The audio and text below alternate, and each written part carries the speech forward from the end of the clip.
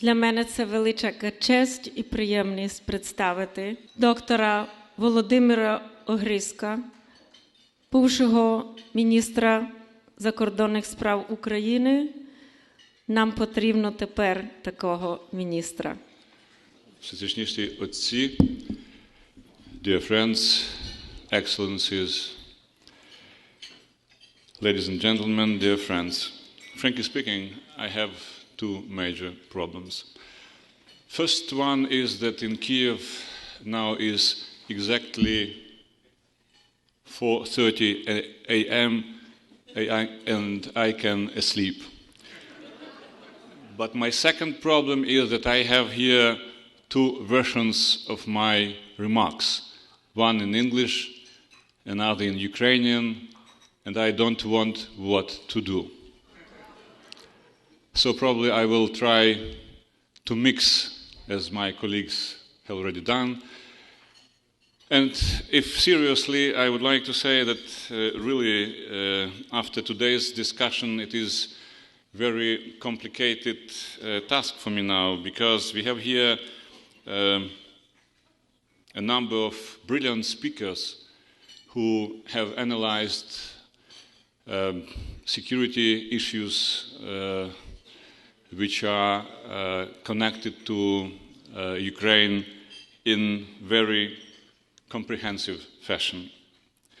What I can offer you and what I can do probably is to offer an historical, analytical perspective, although I will, of course, try to do some conclusions and generalizations.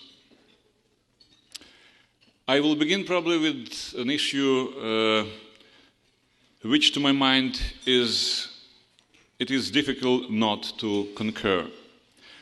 I believe that till now the all-encompassing book about Ukraine's role and importance in the history of mankind, especially in the current period, had yet to be written. The question is very simple. Why was such a book not written yet?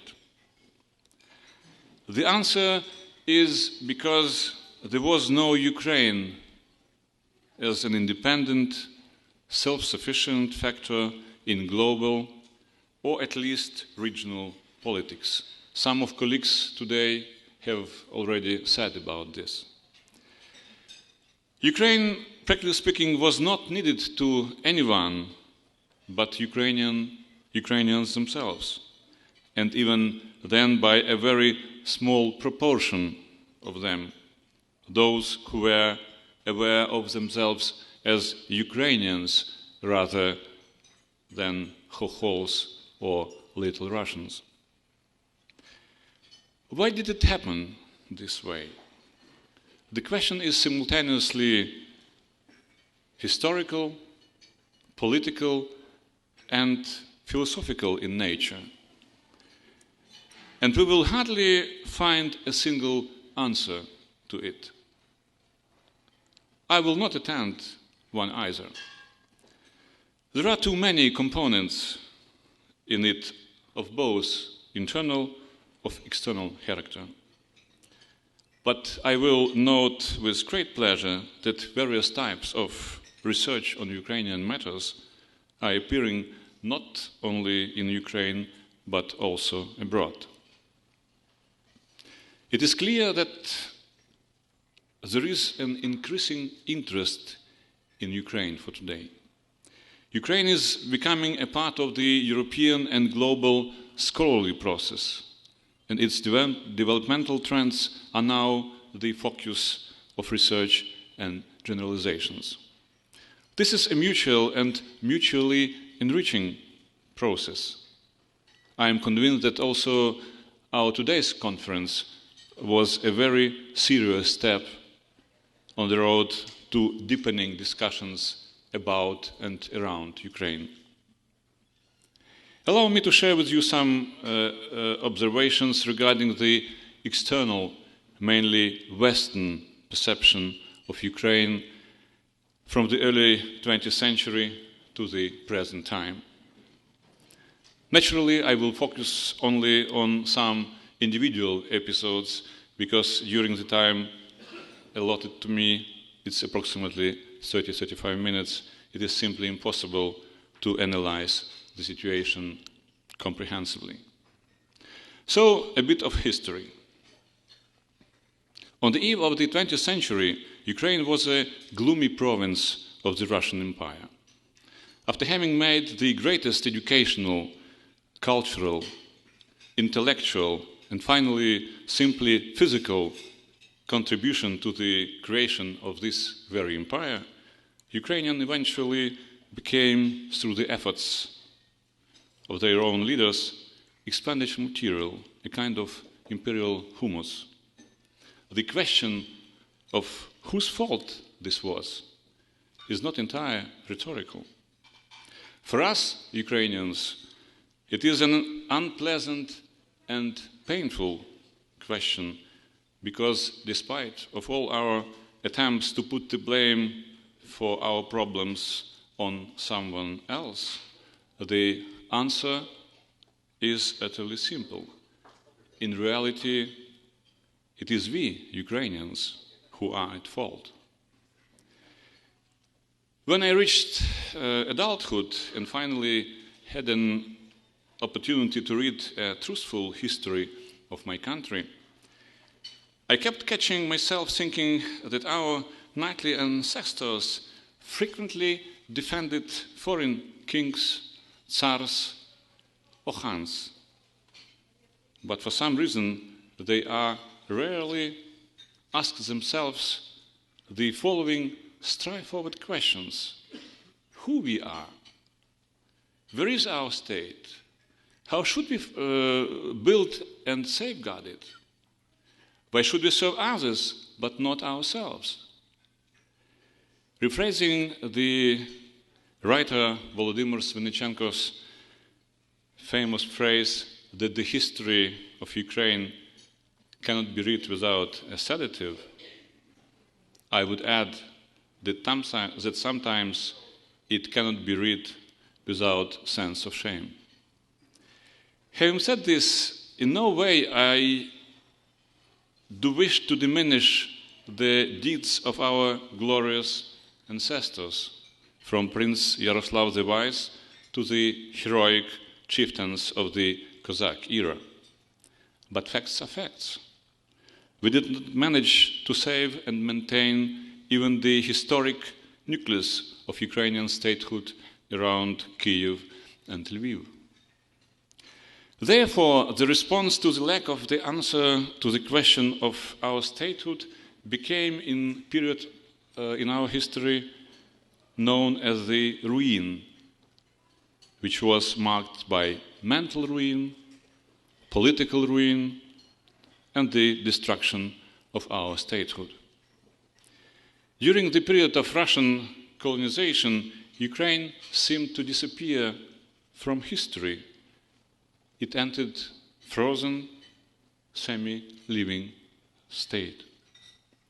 In my opinion, by far the worst consequence of the centuries spent under the brutal Russian yoke was that the spirit of liberty, independence, the impulse to rebel eroded among Ukrainian leaders and was supplanted by little Russian views of Ukraine's history and destiny.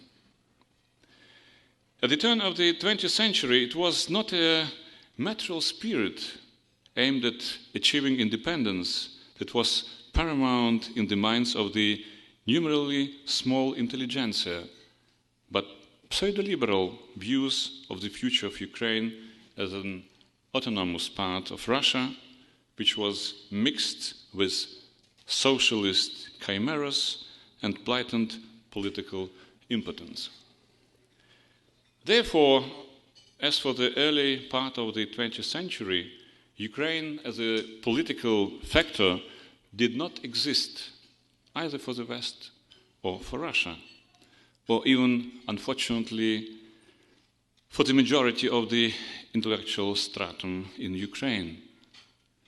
which should be formulated for Ukrainian clear-cut goals and tasks necessary to the state building. To the world, and in fact to our very selves, we were seen apart. Among Ukrainian leaders, particularly no one since Ukraine's national poet Taras Shevchenko called upon the national to metaphorically grab hold on an axe. Under these circumstances, could we have demanded special treatment from anyone when we ourselves refused to lift a finger on behalf of our very own future? Were not the first three universal of the Central Rada, Centralna Rada, in the fact more of an attempt to evade responsibility for the fate of our own people rather than a desire to take responsibility upon ourselves? Could the Ukrainian nation have wrested its independence with this kind of a lead? My answer is no. Not because we know that is indeed what happened, but because without a clearly formulated goal and decisive actions to achieve it, a positive result could hardly be expected. Therefore, it is a very straightforward answer to the question of who we were for the outside world even after the Fourth Universal.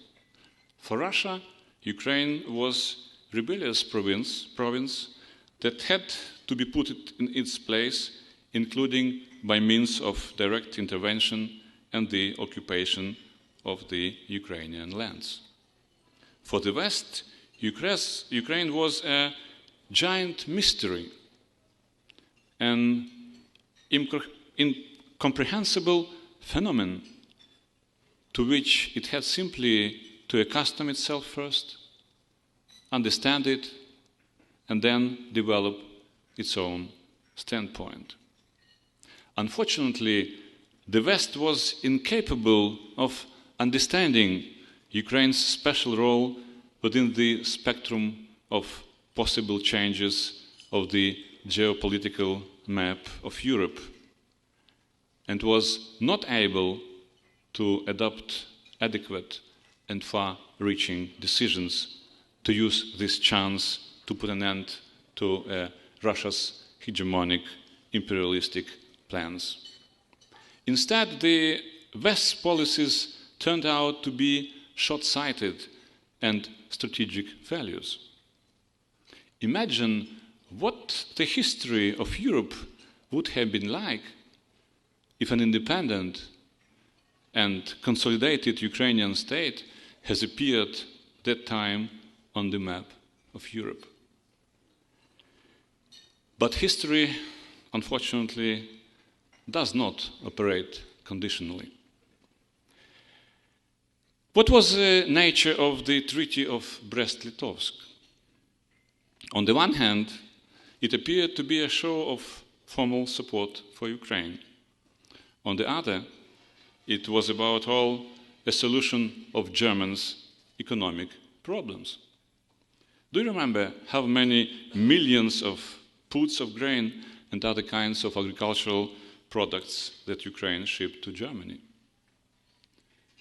I would call the Germans' approach to the Ukrainian question at that time consumerist. They replaced strategy with tactics, which consequently and naturally led both the Germans and the Ukrainians to the failure. What can one say about the countries of the Entente?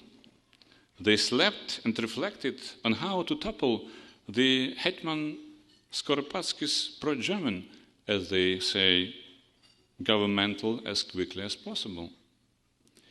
Ukraine had never ended up obtaining any real assistance to counteract the overt aggression of Bolshevik Russia. At a critical moment, Ukraine was not only not offered any help, once again it was divided up between communist Russia and democratic, in quotations mark of course, Europe, which simply forgot about a nation called Ukraine, not mention its statehood. I repeat, the main responsibility for the defeat of the Ukrainian national revolution at the beginning of the 20th century lies unquestionably with its leaders, especially those who were infected by the bacillus of socialism. At the same time, one must emphasize the strategic short-sightedness and egoism of the leading European politicians. The window of opportunity for Ukraine remained shut until 1991, with the preceding 70 years of the communist paradise having brought untold suffering to the Ukrainian people. By this, I mean the 1932-1933 genocide against the Ukrainians, which took the form of the Volodymyr, organized murder by famine. The mass executions of Ukrainian intellectuals in 1937-1938, which may also be qualified as genocide.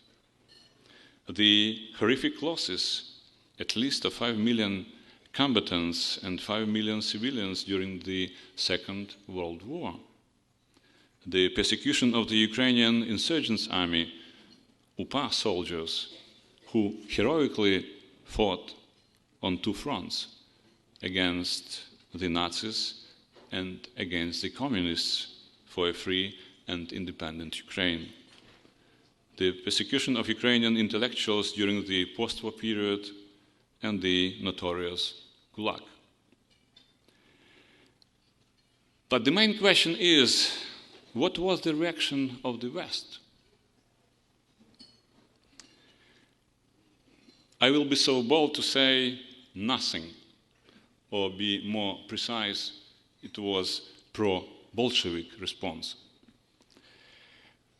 For what else can one call the United States' recognition of the Soviet Union in the very year that Moscow was destroying between 6 and 10 million Ukrainians by Holodomor?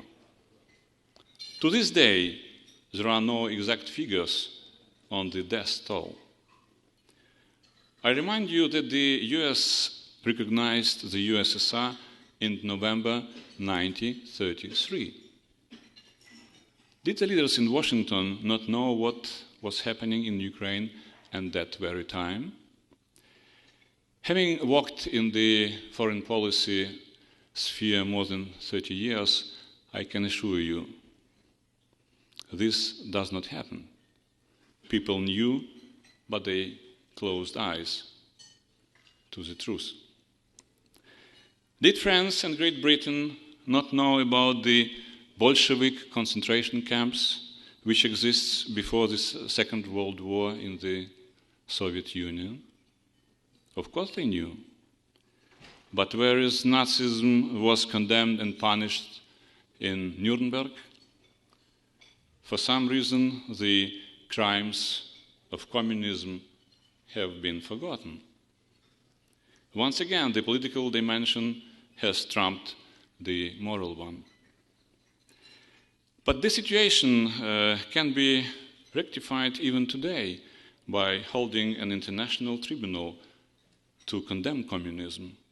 Ukraine, the United States, and Canada could be the initiators of such a process. I call on the representatives of American and Canadian civic organizations, as well as the parliamentarians of both countries, to demonstrate crucial initiative.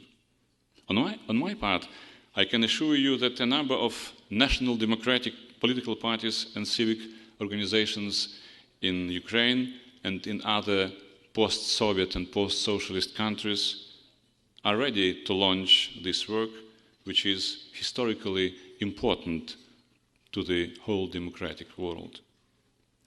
But let's return to our main topic. People in the West may have thought that after the Second World War, Bolshevik Russia would change, become different, democratic.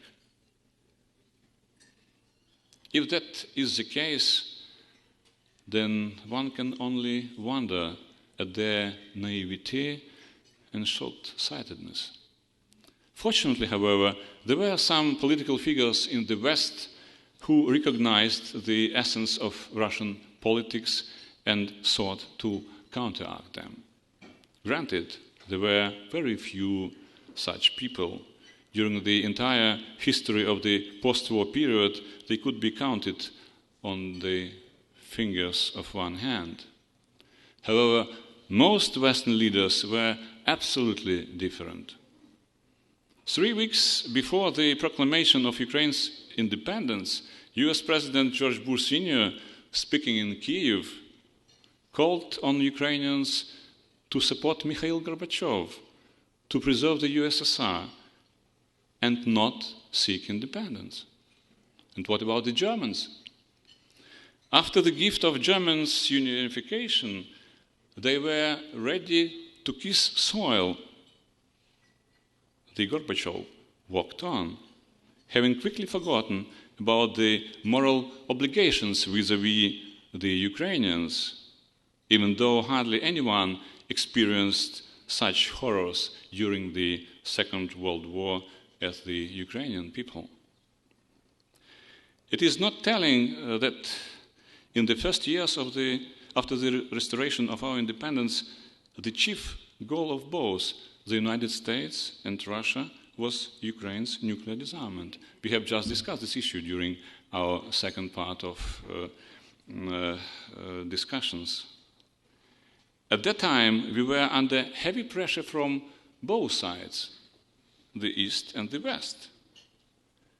What did Ukraine receive in exchange for giving up its nuclear might, the world's third most powerful? The answer is very simple. Nothing that could be considered in even the slightest way as guarantees to our security and independence. No sober-minded politician can claim that the Budapest Memorandum is capable of protecting Ukraine. The numerous examples of the so-called Ukrainian-Russian friendship in recent years are clear-cut confirmation of this. Once again, we have ended up in the role of object, and we were far from being a subject of our own destiny. But unquestionably, the situation cannot continue. I would, of course, not like it if my listeners, particularly the non-Ukrainians present here, got the impression that in the last 20 years nothing has changed in the West's attitude to Ukraine. Such a claim would be erroneous. In the consistent fashion, the leaders of the top Western countries are beginning to understand that Ukraine should not be looked at through Moscow-tinted glasses. In this respect, the US and Canada are playing a special role. An extraordinary, important role in the fact that this has happened has played the powerful Ukrainian community in these countries. And I would like to take this opportunity, as I have done so several times before, to thank the representatives and the many generations of Ukrainian diaspora for their struggle. Even during the most difficult periods under the Russian colonial yoke, especially in the 20th century, your position, your voice, your will inspired those who remained behind the Iron Curtain. Your contribution to the victory of Ukraine's independence is special, and it will be duly analyzed and assessed by our contemporaries. In this regard, I would like to offer my sincere thanks to the organizers of our conference, especially to Boris Potapenko, to Bogdan Fedorak and Marta Farion, as well as the World Ukrainian Congress, the International Conference in Support of Ukraine, the Ukrainian Congress Committee of America, the Ukrainian Canadian Congress, and all and other organizations and individuals who helped organize this important event, and express my sincere gratitude for their immense contribution for our joint struggle, which unfortunately must continue. Today, 20 years after the restoration of Ukraine's independence, the question of our real independence is once again critically acute, especially because of the politics of the current government in Kyiv. The question of safeguarding Ukraine's security greatly troubled me and many other analysts, as for example attested by today's discussion during our conference. One does not to be an academic to understand that this question is key question for our state building. If you have security, or at least reliable guarantees of it, then you can safely build your future. But what do we Ukrainians have at the moment? Those politicians and scholars who thought that with the collapse of communism, peace and calm would rule the North Atlantic region were naive to think so. It turned out that there is a factor in this space which, regardless of the form of the social order, generates tensions. This factor is Russia. The history of the USSR has borne out numerous times that communist ideology were merely a cover, a form that concealed the imperialistic essence of the Russian state. Although communist system has receded into the past, Russian chauvinism, Russian imperialism, and Russia's efforts to grab what does not belong to her and to establish the limits of the special interests have not disappeared. To avoid being accused of bias, I will cite a few statements by Russian intellectuals, your and my contemporaries. Such people are exceptions in Russia even now. In the past, they would simply have been shot. Today, however, they must suffer and are regarded as creatures of the West, which is so odious to the Russian government. The Russian intellectual Igor Chubais wrote the following after the collapse of the USSR.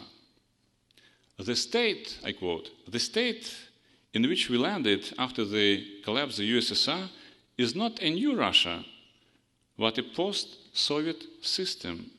This is a new type of nomenclatura/totalitarian regime. It is a new USSR. The essence of the state machine that has preserved for 90 years lies in the fact that it has changed only on the outside, superficially, but at its foundation, it is not subject to reform. It can only be dismantled." End of quotation. Here is what the well-known analyst Lydia Shvetsova has written. I quote, "The Russian government absolutely does not sense the drive and spirit of the new age." End of quotation. characterizing the foreign policies of the new old President Putin, she notes, I quote, "He will be forced to appeal to an old traditional Russian matrix, seek out the enemy, to Russian militarism for self-preservation," end of quotation. It is interesting to compare these statements with those made by foreign diplomats and scholars who have visited Moscow centuries ago. After visiting Russia in the mid-19th century, the French aristocrat Marquis de Cousteau wrote the following about Russia's attitude to foreigners. I quote, "The diplomatic corps and Westerners in general have always been considered by this government with its Byzantine spirit, by Russia as a whole, as malevolent and jealous spies," end of quotation. Comparing France and Russia, he noted, I quote, "We should make a distinction for ourselves here in order to establish the difference between the social state of two countries." It's very interesting. In France, revolutionary tyranny is an evil of transition. In Russia, the tyranny of despotism is a permanent revolution, end of quotation. In the late 19th century, Karl Marx, well-known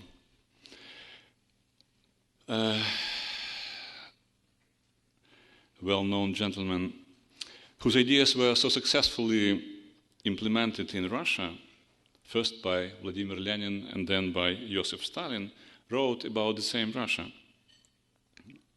I quote, "The bloody mire of Mongolian slavery, not the rude glory of the Norman epoch, forms the cradle of Moscovia. A simple substitution of names and dates will prove to evidence that between the policy of Ivan III and that of modern Russia, there exists no similarity but sameness," end of quotation. As you see, ladies and gentlemen, there is much in common. While forms of governments change, the essence of this state does not. It remains unchanged, imperialistic, aggressive, merciless. The question is it understood by contemporary Western leaders? It is my profound conviction that either they do not understand or underestimate this threat or pretend not to understand. The latter option is the most unacceptable one because it is simply immoral. So I would like to believe that they don't understand, because if they did, would the leaders of Germany and France have then objected to offering Ukraine the NATO membership action plan at the Bucharest summit? We have just discussed this issue as well. If they did, would NATO and the EU have reacted as they did to Russia's aggression against Georgia in August 2008? Would there have been the same reaction to Russia's open support to the Syrian and Iranian regimes? And these are only a few examples. Is it not time for Western leaders finally to understand one very simple truth? Appeasing an aggressor only encourages him to further aggression. The question concerns more than just these leaders. The question is of the society itself, which elects this kind of non-democratic government. The last presidential elections clearly confirmed this. A mere 5 to 7% of Russians voted for the democratic opposition, although it is rather difficult to call them democratic. As illustration, I will cite a few ideas of a Russian who now lives in Moscow. His name is Igor Prosvirnin.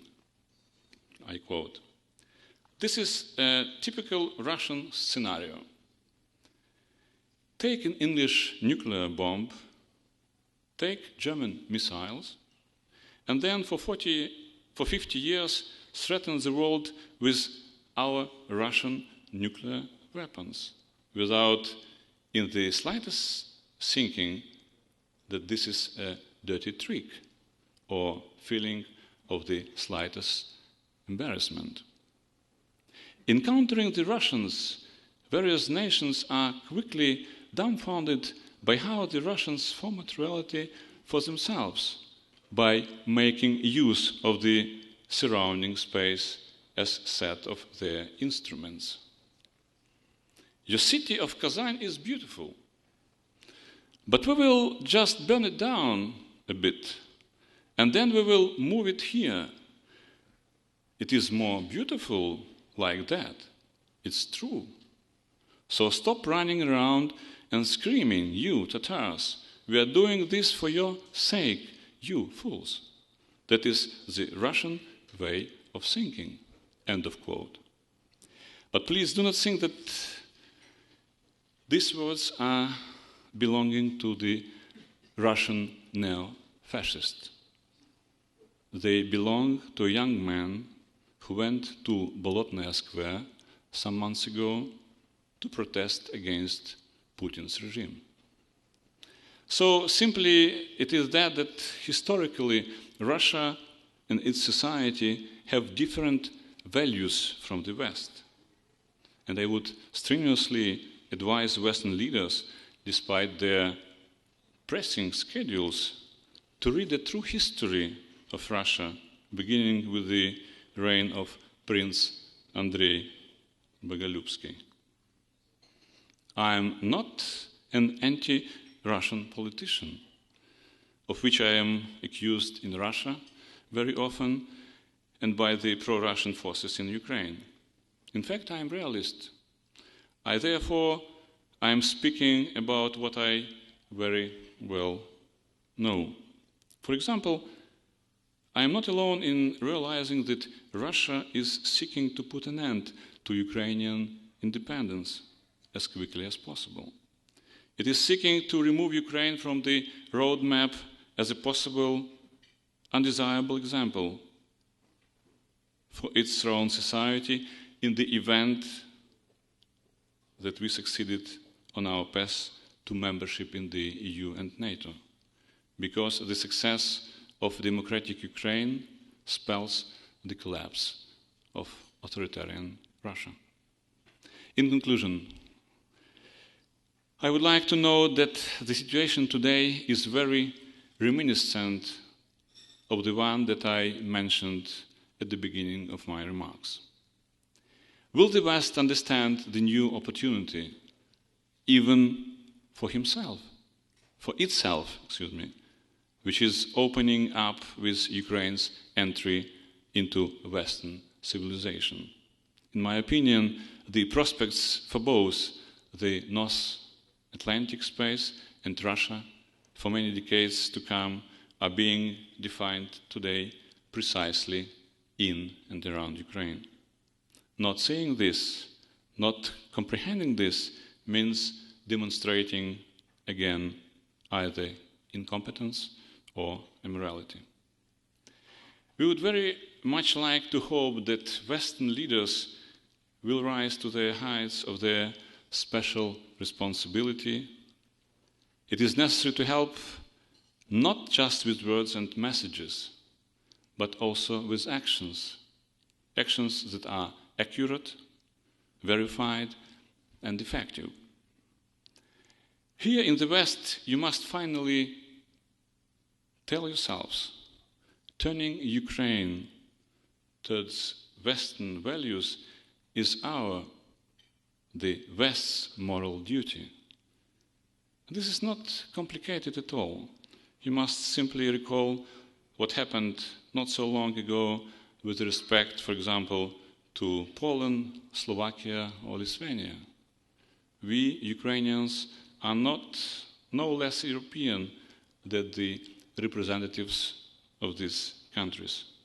Therefore, it is crucial to adopt decision and act. Having said this, I am in no way shifting the main responsibility for the future of Ukrainian from Ukrainians themselves. I sincerely believe that changes are not far off. I am referring to October of this year in the event of the opposition's victory in the elections, and I believe in this wholeheartedly. Key changes will also be made to foreign policy. We will overturn the law that turned Ukraine into the grain security zone. We will revive our cause and aim to join NATO again. We will eliminate the obstacles to Ukraine's membership in the European Union. But the most important changes must take place in our domestic policies.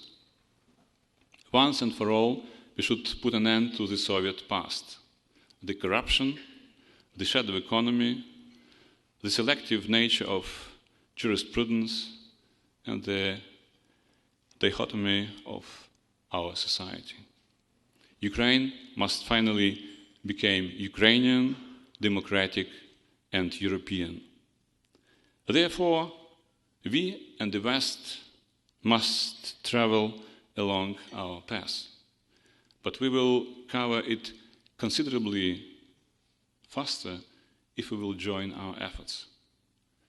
If there is no ambiguity in our relations, if Ukraine is perceived as an independent state and independent factor of international life, not a zone of someone else's interests, only then we will have a chance for success.